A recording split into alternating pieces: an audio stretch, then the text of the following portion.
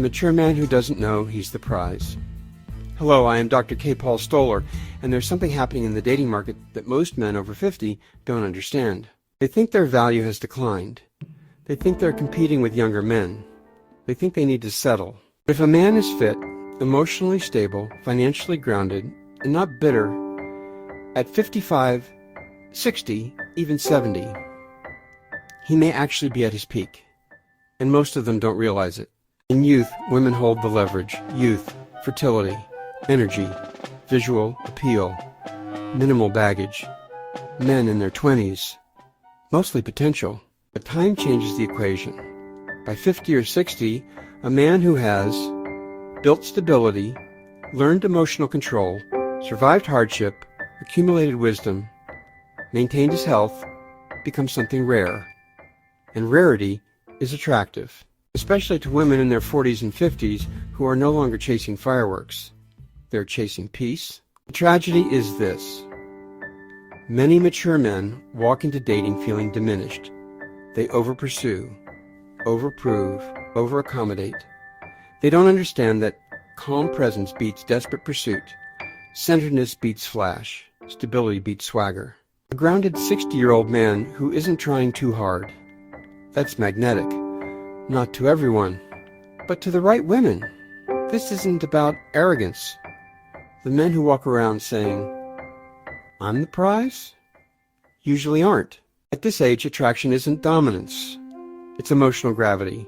It's not reacting, not chasing, not performing, not being bitter, not needing validation. The man who is whole, not hunting for ego repair, attracts without trying. At 25, sex accelerates bonding. At 60, sex can cloud judgment, because now you're not blending two individuals. You're blending assets, families, habits, histories, trauma, lifestyles. Physical intimacy too early can create attachment before alignment. 3 months, reasonable. Not cold. Strategic. Desire doesn't die when delayed.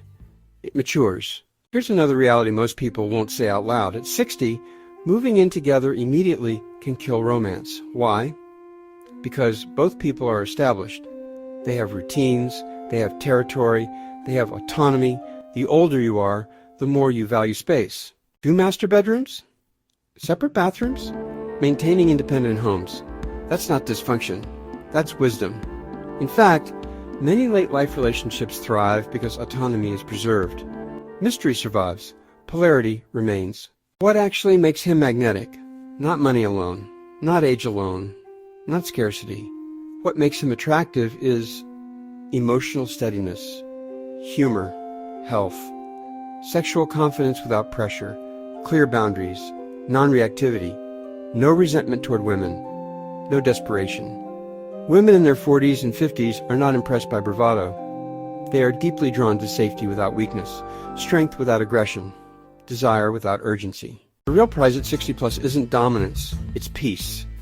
The man who has built himself into someone who doesn't need chaos, doesn't need constant validation, doesn't rush intimacy, doesn't settle out of fear, that man doesn't chase. He chooses. And choice is power. If you're a healthy, grounded, stable man over 50, stop walking into rooms like you're lucky to be there. You're not competing with 25-year-olds. You're operating in a different market. And in that market, calm maturity is rare. Delay intimacy. Protect your peace. Preserve your autonomy. Choose deliberately.